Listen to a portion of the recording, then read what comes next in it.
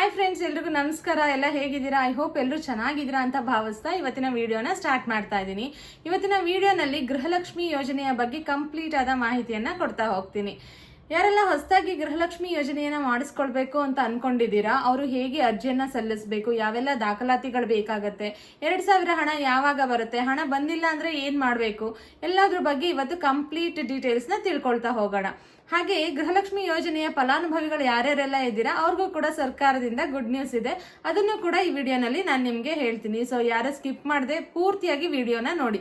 ಪೂರ್ತಿಯಾಗಿ ವಿಡಿಯೋನ ನೋಡಿದ್ರೆ ನಿಮ್ಗೆ ಕಂಪ್ಲೀಟ್ ಡೀಟೇಲ್ ಸಿಗುತ್ತೆ. ಹಾಗೆ ಮಧ್ಯದಲ್ಲಿ ತೊಂದರೆ ಆದ್ರೆ ಹೇಗೆ ಸರಿ ಮಾಡ್ಕೋಬೇಕು ಅನ್ನೋದು ಕೂಡ ಹೇಳ್ತೀನಿ. ಸೊ ಬನ್ನಿ ವಿಡಿಯೋನ ಸ್ಟಾರ್ಟ್ ಮಾಡ್ತಾ ಇದ್ದೀನಿ. ಯಾರೆಲ್ಲ ಹೊಸದಾಗಿ ನನ್ನ ಚಾನೆಲ್ನ ನೋಡ್ತಾ ಇದ್ದೀರಾ, ಲೈಕ್ ಮಾಡಿ, ಶೇರ್ ಮಾಡಿ, ಹಾಗೆ ಸಬ್ಸ್ಕ್ರೈಬ್ ಮಾಡ್ಕೊಳ್ಳಿ. ಯಾರೆಲ್ಲ ಸಬ್ಸ್ಕ್ರೈಬ್ ಮಾಡ್ಕೊಂಡಿದ್ದೀರಾ ತುಂಬಾನೇ ಥ್ಯಾಂಕ್ ಯು ಅಂತ ಹೇಳ್ತಾ ಇವತ್ತಿನ ವಿಡಿಯೋನ ಸ್ಟಾರ್ಟ್ ಮಾಡೋಣ. ಇವತ್ತಿನ ವಿಡಿಯೋನಲ್ಲಿ ಗೃಹಲಕ್ಷ್ಮಿ ಯೋಜನೆ ಬಗ್ಗೆ ಮಾತಾಡ್ತಾ ಇರೋದ್ರಿಂದ, ಗೃಹಲಕ್ಷ್ಮಿ ಯೋಜನೆ ಅಂತ ಹೇಳಿದ್ರೆ ಏನು ಎಲ್ರಿಗೂ ಗೊತ್ತೇ ಇದೆ. ಆಲ್ರೆಡಿ ತುಂಬಾ ಜನ ಹಣವನ್ನ ತಗೊಳ್ತಾ ಇದ್ದೀರಾ. ಆದ್ರೂ ನನ್ನ ವಿಡಿಯೋನಲ್ಲಿ ನಾನು ಒಂದ್ಸಲ ಹೇಳ್ಬಿಡ್ತೀನಿ, ಯಾರೆಲ್ಲ ಹೊಸದಾಗಿ ಮಾಡಿಸ್ಕೋಬೇಕು ಅಂತಿದ್ದೀರಾ ಅವ್ರಿಗೆ ಹೆಲ್ಪ್ ಆಗತ್ತೆ.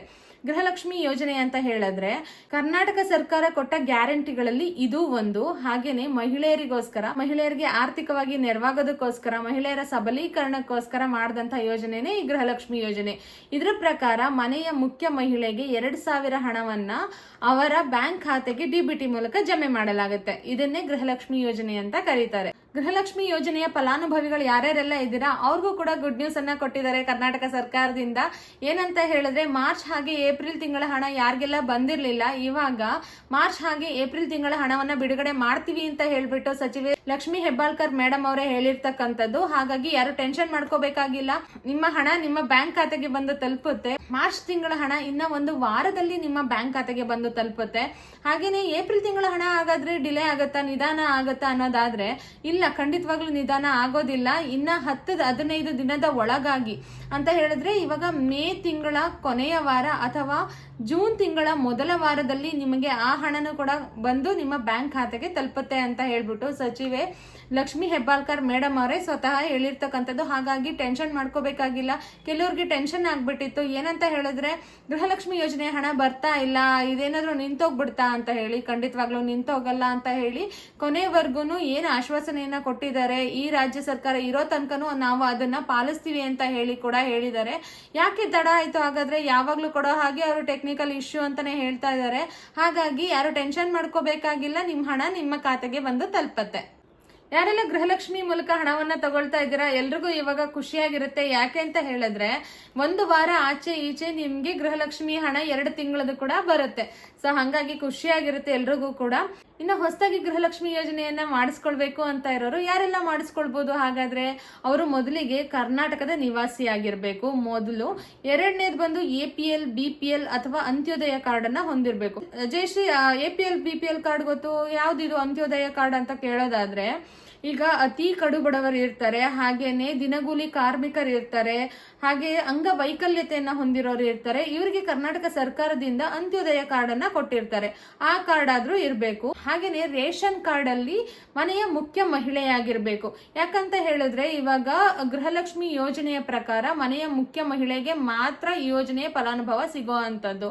ರೇಷನ್ ಕಾರ್ಡ್ ಮೇಲೆ ಆಧಾರದ ಮೇಲೆನೆ ಅವರು ಗೃಹಲಕ್ಷ್ಮಿ ಯೋಜನೆಯ ಹಣವನ್ನ ಕೊಡೋ ಅಂತದ್ದು. ಹಾಗಾಗಿ ರೇಷನ್ ಕಾರ್ಡ್ ಅಲ್ಲಿ ಮನೆಯ ಮುಖ್ಯ ಮಹಿಳೆಯ ಸ್ಥಾನದಲ್ಲಿ ಯಾರು ಇರ್ತಾರೆ ಅವ್ರಿಗೆ ಮಾತ್ರ ಈ ಗೃಹಲಕ್ಷ್ಮಿ ಯೋಜನೆಯ ಹಣ ಬಂದು ತಲುಪತ್ತೆ. ಇನ್ನು ಗೃಹಲಕ್ಷ್ಮಿ ಯೋಜನೆಯನ್ನ ಯಾರೆಲ್ಲ ಮಾಡಿಸ್ಕೊಳ್ಬಹುದು ಅಂತ ತಿಳ್ಕೊಂಡ್ವಿ. ಈಗ ಗೃಹಲಕ್ಷ್ಮಿ ಯೋಜನೆಯನ್ನ ಯಾರೆಲ್ಲ ಮಾಡಿಸ್ಕೊಳಕ್ ಆಗಲ್ಲ ಹಾಗಾದ್ರೆ ಅಂತ ತಿಳ್ಕೊಳ್ಳೋದಾದ್ರೆ, ಯಾರೆಲ್ಲ ಇನ್ಕಮ್ ಟ್ಯಾಕ್ಸ್ ನ ಪೇ ಮಾಡ್ತಿರ್ತಾರಲ್ವಾ ಅವರು ಈ ಗೃಹಲಕ್ಷ್ಮಿ ಯೋಜನೆಯನ್ನ ಮಾಡಿಸ್ಕೊಳ್ಳೋದಕ್ಕೆ ಆಗೋದಿಲ್ಲ.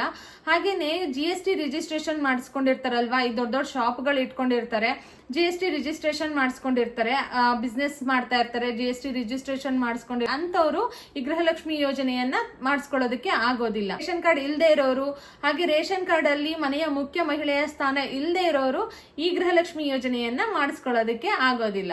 ಗೃಹಲಕ್ಷ್ಮಿ ಯೋಜನೆಯನ್ನ ಮಾಡಿಸ್ಕೊಳ್ಳೋದಕ್ಕೆ ಯಾವ್ಯಾವೆಲ್ಲ ಅಗತ್ಯವಾದ ದಾಖಲಾತಿಗಳು ಬೇಕಾಗತ್ತೆ ಅಂತ ಕೇಳೋದಾದ್ರೆ, ರೇಷನ್ ಕಾರ್ಡ್ ಬೇಕಾಗತ್ತೆ, ಹಾಗೇನೆ ಆಧಾರ್ ಕಾರ್ಡ್ ಬೇಕಾಗತ್ತೆ, ಹಾಗೆ ಬ್ಯಾಂಕ್ ಪಾಸ್ಬುಕ್ ಬೇಕಾಗುತ್ತೆ, ಬ್ಯಾಂಕ್ ಅಕೌಂಟ್ ಇರಲೇಬೇಕು, ಹಾಗೇನೆ ಫೋನ್ ನಂಬರ್ ಬ್ಯಾಂಕ್ ಅಕೌಂಟ್ಗೆ ಲಿಂಕ್ ಆಗಿರ್ಬೇಕು, ಆಧಾರ್ ಕಾರ್ಡ್ಗೆ ಫೋನ್ ನಂಬರ್ ಲಿಂಕ್ ಆಗಿರ್ಬೇಕು. ಸೊ ಬ್ಯಾಂಕ್ ಅಕೌಂಟ್ಗೆ ನಿಮ್ಮ ಆಧಾರ್ ಕಾರ್ಡ್ ಕೂಡ ಲಿಂಕ್ ಆಗಿರ್ಬೇಕು. ಇಷ್ಟೆಲ್ಲ ದಾಖಲಾತಿಗಳು ನಿಮ್ಗೆ ಬೇಕಾಗತ್ತೆ. ಮುಖ್ಯವಾಗಿ ಗೃಹಲಕ್ಷ್ಮಿ ಯೋಜನೆಯನ್ನ ಮಾಡಿಸ್ಕೊಳ್ಬೇಕು ಅಂತ ಇರೋರು ಬ್ಯಾಂಕ್ ಅಕೌಂಟ್ಗೆ ಆಧಾರ್ ಕಾರ್ಡ್ ಲಿಂಕ್ ಆಗಿದ್ಯಾ ಅಂತ ಹೇಳ್ಬಿಟ್ಟು ಚೆಕ್ ಮಾಡ್ಕೋಬೇಕು. ಹಾಗೇನೆ NPCI ಮ್ಯಾಪಿಂಗ್ ಆಕ್ಟಿವ್ ಇದೆಯಾ ಅಂತ ಹೇಳ್ಬಿಟ್ಟು ಚೆಕ್ ಮಾಡಬೇಕು. NPCI ಮ್ಯಾಪಿಂಗ್ ಅಂತ ಹೇಳಿದ್ರೆ ಏನು? National payment corporation of India ಅಂತ ಹೇಳಿದ್ರೆ ಭಾರತ ಸರ್ಕಾರದ ಆನ್ಲೈನ್ ಪೇಮೆಂಟ್ ಗಳನ್ನ ನೋಡ್ಕೊಳ್ಳೋ ಅಂತ ಆರ್ಗನೈಸೇಷನ್ ಒಂದು ವ್ಯವಸ್ಥೆ. ಅದನ್ನ NPCI ಮ್ಯಾಪಿಂಗ್ ಅಂತ ಕರೀತಾರೆ. ಸೊ NPCI ಮ್ಯಾಪಿಂಗು ಆಕ್ಟಿವ್ ಇಲ್ಲ ಅಂತ ಹೇಳಿದ್ರೆ ಏನ್ ಮಾಡ್ಬೇಕು ಅಂತ ಕೇಳೋದಾದ್ರೆ, ಯಾವ ಬ್ಯಾಂಕ್ ಅಲ್ಲಿ ನಿಮ್ಮ ಅಕೌಂಟ್ ಇದೆ ಆ ಬ್ಯಾಂಕ್ ಗೆ ಹೋಗ್ಬಿಟ್ಟು ನೀವು NPCI ಮ್ಯಾಪಿಂಗ್ ಒಂದು ಫಾರ್ಮ್ ನ ಕೊಡ್ತಾರೆ. ಅದನ್ನ ಫಿಲ್ ಮಾಡಿ ನೀವು ಬ್ಯಾಂಕ್ ಅಲ್ಲಿ ಸಬ್ಮಿಟ್ ಮಾಡಿದ್ರೆ ನಿಮ್ಗೆ NPCI ಮ್ಯಾಪಿಂಗ್ ಆಕ್ಟಿವ್ ನ ಮಾಡ್ಕೊಡ್ತಾರೆ. DBT ಆಕ್ಟಿವ್ ಇದೆಯಾ ಇಲ್ವಾ ಅಂತ ಹೇಳಿ ಚೆಕ್ ಮಾಡ್ಬೇಕಾಗತ್ತೆ. DBT ಆಕ್ಟಿವ್ ಇದೆಯಾ ಇಲ್ವಾ ಅಂತ ಹೇಗೆ ಚೆಕ್ ಮಾಡೋದು? DBT ಕರ್ನಾಟಕ ಪೋರ್ಟಲ್ ಅಲ್ಲಿ ನೀವು ಚೆಕ್ ಮಾಡಿಸಬಹುದು ಆಕ್ಟಿವ್ ಇದೆಯಾ ಇಲ್ವಾ ಅಂತ ಹೇಳಿ. ಓಕೆ, ಇಷ್ಟೆಲ್ಲ ಆಯ್ತು. ಇವಾಗ ಅರ್ಜಿಯನ್ನ ಹೇಗೆ ಹಾಕೋದು ಅಂತ ಕೇಳೋದಾದ್ರೆ, ನೀವು ಗ್ರಾಮವನ್ನು ಅಥವಾ ಕರ್ನಾಟಕವನ್ನು ಕೇಂದ್ರಕ್ಕೆ ಹೋಗ್ಬಿಟ್ಟು ನೀವು ಅರ್ಜಿಯನ್ನ ಹಾಕ್ಬೋದು. ಮೊಬೈಲ್ ನಲ್ಲೂ ಕೂಡ ಹಾಕ್ಬೋದು. ಆದ್ರೆ ನನ್ನ ಕೇಳೋದಾದ್ರೆ ರಿಸ್ಕ್ ಬೇಡ. ಯಾಕೆ ಅಂತ ಹೇಳಿದ್ರೆ, ನಿಮ್ಗೆ ಇಂಟರ್ನೆಟ್ ಸ್ಲೋ ಇದ್ರೂ ಕೂಡ ಅದು ಪೋರ್ಟಲ್ ಓಪನ್ ಆಗೋದಿಲ್ಲ ಕೆಲವೊಂದ್ಸರಿ. ಹಾಗೇನೆ ನೀವು ಫಾರ್ಮ್ ನ ಫಿಲ್ ಮಾಡುವಾಗ ಸ್ವಲ್ಪ ಆಚೆ ಈಚೆ ಆದ್ರೂ ಕೂಡ ತೊಂದರೆ ಆಗತ್ತೆ. ಹಾಗೆ ನಿಮ್ಗೆ ಇದೇ ರೀತಿ ತೊಂದರೆ ಆಗ್ತಾ ಇದ್ರೆ ಹಣ ಬರೋದು ಕೂಡ ನಿಧಾನ ಆಗತ್ತೆ. ಹಾಗಾಗಿ ಬೆಟರ್ ನೀವು ಕರ್ನಾಟಕವನ್ನು ಅಥವಾ ಗ್ರಾಮ ಒಂದ್ ಕೇಂದ್ರಕ್ಕೆ ಹೋಗ್ಬಿಟ್ಟು ನೀವು ಅರ್ಜಿಯನ್ನ ಸಲ್ಲಿಸಿದ ನಂತರ ನೀವೇನ್ ಮಾಡ್ಬೇಕು ಅಂತ ಹೇಳಿದ್ರೆ, ಕಂಪಲ್ಸರಿ ನೀವು ಅಕ್ನಾಲೆಜ್ಮೆಂಟ್ ನ ಇಸ್ಕೊಂಡ್ ಬರ್ಬೇಕು. ಅಕ್ನಾಲೆಜ್ಮೆಂಟ್ ತಗೊಂಡ್ ಬಂದ್ರೆ ನೀವು ನಿಮ್ಗೆ ಅದ್ರ ಸ್ಟೇಟಸ್ ಏನಿದೆ, ಅರ್ಜಿ ಹಾಕದ್ಮೇಲೆ ಅಪ್ರೂವಲ್ ಆಗಿದ್ಯಾ, ಯಾವಾಗ ಹಣ ಬರುತ್ತೆ, ಎಲ್ಲದನ್ನು ಕೂಡ ನೀವು ತಿಳ್ಕೊಬಹುದು. ಅರ್ಜಿ ಹಾಕೋದಕ್ಕೆ ಹೋಗುವಾಗ ನಾನು ಹೇಳಿರೋ ಡಾಕ್ಯುಮೆಂಟ್ಸ್ ಎಲ್ಲದನ್ನು ಸರಿಯಾಗಿದ್ಯಾ ಅಂತ ನೋಡ್ಕೊಂಡು ತಗೊಂಡ್ ಹೋಗಿ. ಹಾಗೆ ಅರ್ಜಿ ಹಾಕದ್ಮೇಲೆ ನೀವು ಅಕ್ನಾಲೆಜ್ಮೆಂಟ್ ನ ತಗೊಂಡ್ ಬರೋದನ್ನ ಮರಿಬೇಡಿ. ಕಂಪಲ್ಸರಿಯಾಗಿ ಅಕ್ನಾಲೆಜ್ಮೆಂಟ್ ನ ತಗೊಂಡ್ ಬರ್ಬೇಕು. ಅಕ್ನಾಲೆಜ್ಮೆಂಟ್ ತಗೊಂಡ್ ಬಂದ್ರೆ ನೀವು ನಿಮ್ಮ ಅರ್ಜಿ ಯಾವ ಹಂತದಲ್ಲಿದೆ, ಸ್ಟೇಟಸ್ ಏನಾಗಿದೆ, ಯಾವಾಗ್ಲಿಂದ ಹಣ ಬರುತ್ತೆ, ಪ್ರತಿಯೊಂದನ್ನು ನೀವು ಚೆಕ್ ಮಾಡಿ ತಿಳ್ಕೊಬಹುದು. ಇನ್ನ ಅರ್ಜಿ ಏನೋ ಹಾಕಿದ್ದಾಯ್ತು, ಸ್ಟೇಟಸ್ ಹೇಗ್ ತಿಳ್ಕೊಳ್ಳೋದು, ಹಣ ಬಂದಿದ್ಯಾ ಇಲ್ವಾ ಹೇಗ್ ತಿಳ್ಕೊಳ್ಳೋದು ಅನ್ನೋ ಕನ್ಫ್ಯೂಷನ್ ಇದ್ರೆ ಏನ್ ಮಾಡ್ಬೇಕು ಅಂತ ಹೇಳಿದ್ರೆ, ನೀವು DBT ಕರ್ನಾಟಕ ಪೋರ್ಟಲ್ ಅಲ್ಲಿ ಪ್ರತಿಯೊಂದನ್ನು ಕೂಡ ಚೆಕ್ ಮಾಡಿಸ್ಕೊಳ್ಬಹುದು.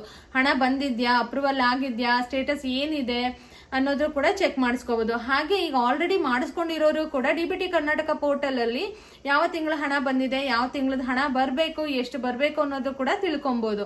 ಅದನ್ನ ಬಿಟ್ರೆ ನೀವು ಬ್ಯಾಂಕ್ ಅಕೌಂಟ್ಗೆ ನಿಮ್ಮ ಮೊಬೈಲ್ ನಂಬರ್ನ ಲಿಂಕ್ ಮಾಡಿಸಿರ್ತೀರಲ್ವಾ, ನಿಮ್ಗೆ ಬ್ಯಾಂಕ್ ಅಕೌಂಟ್ಗೆ ಹಣ ಜಮೆ ಆದ ತಕ್ಷಣ ನಿಮ್ಗೆ SMS ಬರುತ್ತೆ. ಇಲ್ಲ ಅದು ಬಂದಿಲ್ಲ, ನಮ್ಗೆ ಗೊತ್ತಾಗ್ತಿಲ್ಲ ಅಂತ ಹೇಳಿದ್ರೆ ಬ್ಯಾಂಕ್ ಪಾಸ್ಬುಕ್ ನ ಹೋಗಿ ಎಂಟ್ರಿ ಮಾಡಿಸಿದ್ರೆ ನಿಮ್ಗೆ ಲಕ್ಷ್ಮಿ ಯೋಜನೆಯ ಹಣ ಬಂದಿದ್ಯಾ ಇಲ್ವಾ ಅಂತಾನು ಕೂಡ ತಿಳ್ಕೊಬಹುದು. ಅರ್ಜಿಯನ್ನ ಹಾಕಿದೀವಿ, ಹಣ ಬಂದಿಲ್ಲ ಅಂದ್ರೆ ಏನ್ ಮಾಡ್ಬೇಕು? ನಮ್ ಜೊತೆ ಮಾಡಿಸಿದವ್ರು ಎಲ್ರಿಗೂ ಹಣ ಬರ್ತಾ ಇದೆ, ನಮಗ್ ಮಾತ್ರ ಬರ್ತಾ ಇಲ್ಲ, ಏನ್ ಮಾಡ್ಬೇಕು ಜಯಶ್ರೀ ಅಂತ ಕೇಳೋದಾದ್ರೆ, ನೀವು ಇನ್ನೊಂದ್ಸಲ ಕ್ರಾಸ್ ವೆರಿಫಿಕೇಶನ್ ನ ಮಾಡ್ಕೊಳ್ಳಿ. ಏನಂತ ಹೇಳಿದ್ರೆ, ನಿಮ್ಮ ಆಧಾರ್ ಕಾರ್ಡ್ ಬ್ಯಾಂಕ್ಗೆ ಲಿಂಕ್ ಆಗಿದ್ಯಾ, NPCI ಮ್ಯಾಪಿಂಗ್ ಆಕ್ಟಿವ್ ಇದೆಯಾ, DBT ಆಕ್ಟಿವ್ ಇದೆಯಾ, ಹಾಗೆ ರೇಷನ್ ಕಾರ್ಡ್ ಡೀಟೇಲ್ಸ್ ಎಲ್ಲ ಕರೆಕ್ಟ್ ಆಗಿದ್ಯಾ, ಫೋನ್ ನಂಬರ್ ಕರೆಕ್ಟ್ ಆಗಿ ಲಿಂಕ್ ಆಗಿದ್ಯಾ, ಪ್ರತಿಯೊಂದನ್ನು ಚೆಕ್ ಮಾಡಿಸಿ ಎಲ್ಲ ಕರೆಕ್ಟ್ ಆಗಿದೆ ಅಂತ ಹೇಳಿದ್ರೆ, ಆದ್ರೂ ಹಣ ಬರ್ತಿಲ್ಲ ಅಂತ ಹೇಳಿದ್ರೆ ನೀವು ಗ್ರಾಮ ಒನ್ಗೆ ಅಥವಾ ಸೇವಾ ಸಿಂಧುಗೆ ಹೋಗ್ಬಿಟ್ಟು ಅಕ್ನಾಲೆಜ್ಮೆಂಟ್ ತಗೊಂಡಿರ್ತೀರಲ್ವಾ, ತಗೊಂಡ್ ಹೋಗಿ ಕಂಪ್ಲೇಂಟ್ ಅನ್ನ ಮಾಡಿ.